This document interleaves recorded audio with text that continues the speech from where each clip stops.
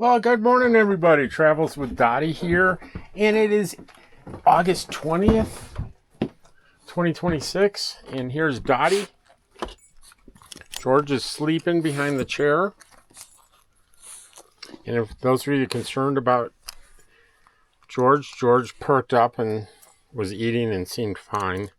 I know I mentioned the other day that he seemed not feeling well, but I think that passed quickly, whatever it was. All right, you want to be lowered down? There you go.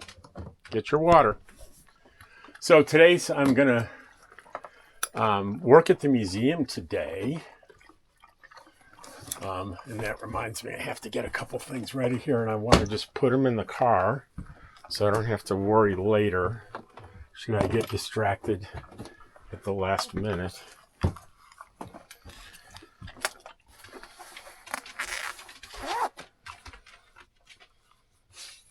All right, we're going in just a second, Dottie. Let me get the camera and everything tucked away in here, and we will go outside, I promise. Here we go.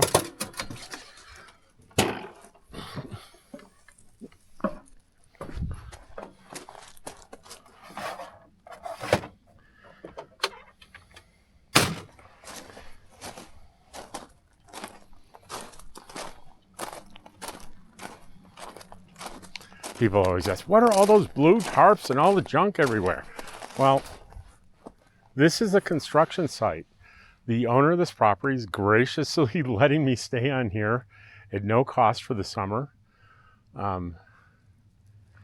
He's going to build a house here and things have started. There's a well already done right there.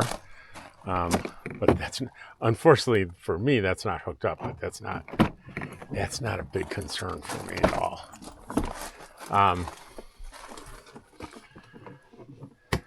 So that's what you're seeing.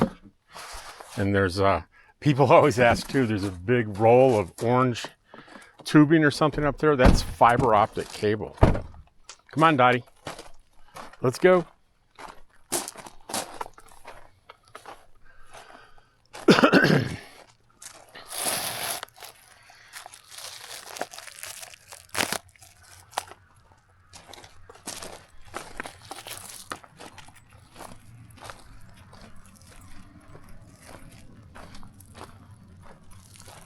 Hardly any breeze at all. The lake is almost like glass this morning. Okay, today's video. I'm going to be doing another historical video. I'm sorry for those of you that aren't into that. You'll want to skip it. But it's Elizabethtown is a ghost town in right just a couple miles from Eagle Nest. And Elizabethtown arguably was the biggest town and settlement in the New Mexico Territory in 1869. That's disputed, but if it wasn't the biggest, it was close. And it was a gold rush town, and as with many gold rush towns, they don't survive very long. But I've told the story about a alleged serial killer from Elizabethtown, and but then after I did that, I was thinking, well, I know Elizabethtown was named after a young girl named Elizabeth. Let's do that story. So that's the story I did. And it took quite a bit of research, let me tell you, to get the facts and the documents and everything. People say, well, you use AI for everything, you don't do anything. And it's, if you want it to be good and accurate, yeah, use AI as a tool. But there's limits to AI where I have to go to the websites myself and search for things that the AI can't access or they can't really tell what it is. And then you got to question everything they come up with and check on it, because it'll misinterpret things yet sound certain about it. So it really is. It was hours and hours of work to prepare for this video, but I'm going to shoot it. I did the article about it. That's posted on Facebook. But I'm going to do the video today between visitors, and I'm going to do it in the office in the museum because I'm volunteering there today.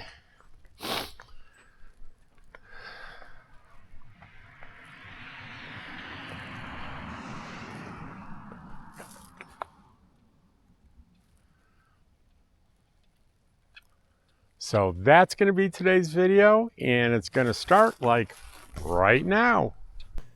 I'm sitting here at the museum, and I want to tell you about a woman named Elizabeth Catherine Moore Lowrey. And if the name Elizabeth sounds familiar in a story about Elizabethtown, New Mexico, that's because this is the Elizabeth. The town was named after her. And here's the part that really caught my attention. She was like 4 years old when they named it after her. Now, I knew that little piece of the story. A lot of people around here know about it. But then I started wondering, what happened to Elizabeth? You name an entire town after a 4-year-old girl, and then what? Did she grow up here? Did she leave? Did she ever come back? Did she live long enough to understand what had happened to the town that carried her name? And once I started digging through the records, I found out that Elizabeth's real story is considerably more interesting than the one little fact. And as it often happens when I start looking into these things, some of what has been repeated for years doesn't seem to be quite right. Here's Elizabeth's actual New Mexico death certificate from 1934. And one of the first things I noticed is her father. A number of modern accounts identify Elizabeth as the daughter of William Moore, who was an important figure in the early mining history of the area. But look at the death certificate. Her father is listed as John Moore. Her mother is listed as Mary Smith Moore, born in England. And that's not some isolated mistake on the death certificate.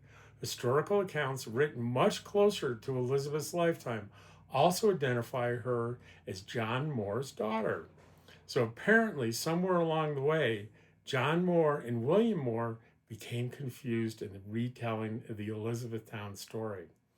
And Elizabeth wound up with the wrong father in quite a few modern histories, which is exactly why I've become a little suspicious whenever I see something repeated over and over on the internet. Sometimes everybody is copying everybody else. Then we find Elizabeth in the 1870 United States Census. She's 7 years old. She's living with her father, John, her mother, and Mary, and her younger siblings, Matilda and George. And Elizabeth is listed as having been born in New Mexico territory.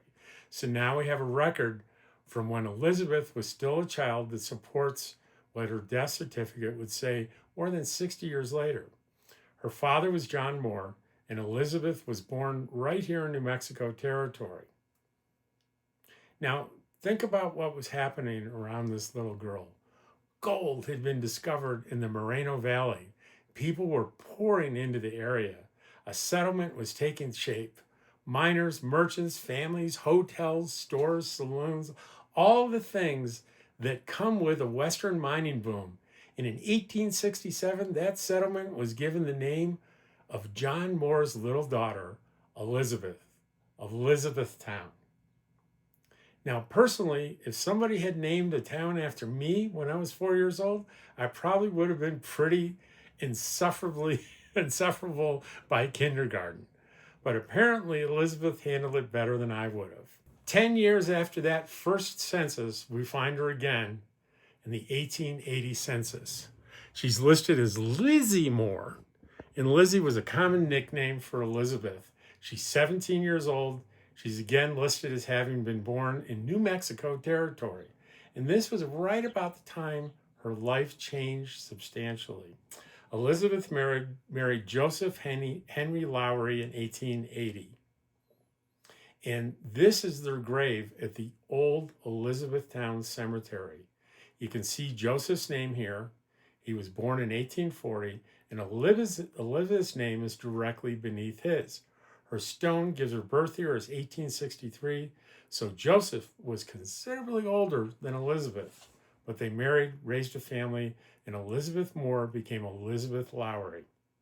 And this is where the story really starts to fascinate me, because Elizabeth didn't have a town named after her as a child and then move to California or New York or disappear into history somewhere. She stayed. This is the 1900 United States Census.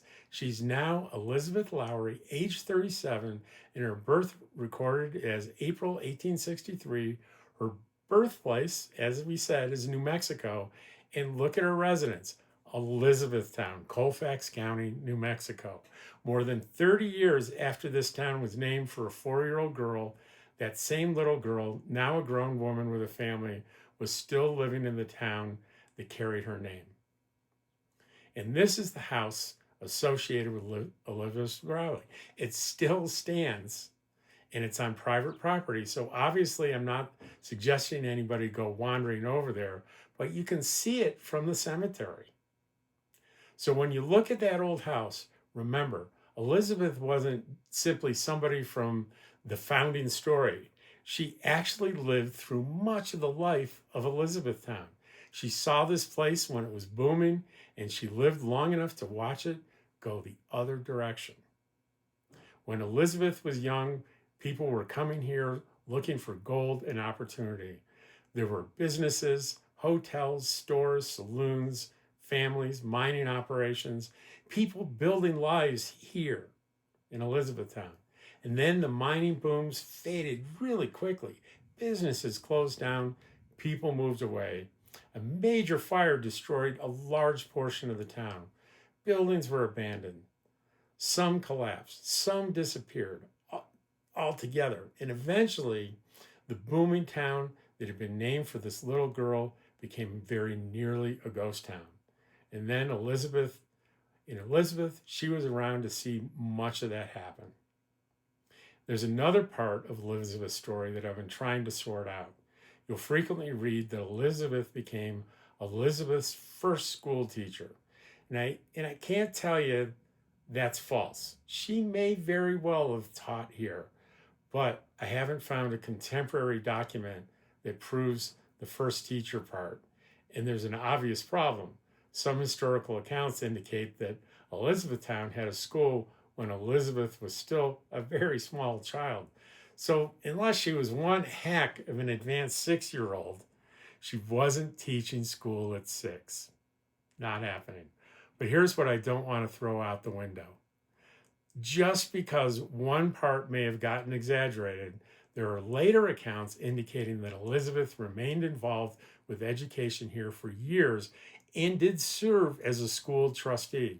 So there may very well be a genuine teaching connection behind that story. I just can't yet prove that she was literally the first teacher in Elizabethtown. She probably wasn't. This has created another little mystery. Old photographs still exist showing groups of people gathered in front of the Elizabethtown school. I've been trying like heck to figure out exactly when those photographs were taken, and more important, who's in them. Because if Elizabeth was involved in the school for years, there is at least a possibility that Elizabeth herself is standing somewhere in one of those photographs. I haven't identified her, so I'm not going to point to some poor, unsuspecting woman in an old photograph and announce that I've solved the mystery. And the mystery is there's no photographs or portraits anywhere that I can find, but I'm still looking. There's also a small mystery involving Elizabeth's birth year. Her gravestone clearly says 1863. The 1870 census was at 7 years old, which points to about 1863. The 1880 census had her at 17, again about 1863. And the 1900 census gets even more specific. It says April 1863. But her death certificate says April 4th, 1862. And the age written on the death certificate is mathematically consistent with 1862. So which one's right? I don't know. If I had to choose, I think the weight of the evidence probably favors April 4, 1863, but I wouldn't carve it in stone. Although, somebody already did. And they chose 1863. But by 1920, Elizabeth is still in the records. She's 56 years old and is again listed as having been born in New Mexico. And in 1930, she's listed as Elizabeth C. Lowrey, age 67. By then, she's a widow. Joseph had died in 1913. Elizabeth lived another 21 years. And by the end of their life, she was no longer living in Elizabethtown. She was living in Cimarron, not far away. On December 20th, 1934, Elizabeth Catherine Lowrey died in Cimarron. Her death certificate says she died at 1:45 in the morning. The principal cause of death is listed as apoplexy. That's an older medical term generally used for what today we would probably describe as a stroke or cerebral hemorrhage. It also lists senility as a contributing factor. She's recorded as widowed. Her occupation is simply listed as housewife. And then down there at the bottom, this certificate is the part of the story that I particularly like. Place of burial, Elizabethtown, New Mexico. Elizabeth died in Cimarron on December 20. The following day, December 21st, they brought her back up to Elizabethtown. And they buried her here beside Joseph. So think about the arc of this woman's life. She was born at Fort Union in New Mexico Territory. She was 4 years old when adults named a brand new mining town after her, one that arguably was the biggest settlement in New Mexico at the time, in the New Mexico Territory. That town grew around her. She married, raised a family, remained here for decades. She saw the boom, she saw the decline. She watched much of the town that carried her name completely disappear. And when she finally died, they brought her back here and buried her in the old Elizabethtown Cemetery. And from up there, you can still look out toward the old town. You can still see the house that Elizabeth lived in. There's one thing I really wish I could show you, a photograph of Elizabeth herself. So far, I haven't found one that I trust enough to put up here and say, that's Elizabeth. Maybe she's in one of those old school photographs. Maybe somebody has a family photograph tucked away in a box. Maybe she's sitting unidentified in an archive somewhere. And if I eventually find her, believe me, I'll show you. But even without a photograph of her, quite a bit of Elizabeth is still here. We have the records, we have the school, we have her house, we have her grave, and we have something much bigger than all of those. We still have Elizabethtown, a town named for a 4-year-old girl in 1867. That is still carrying her name more than 150 years later. I want to thank you for joining me.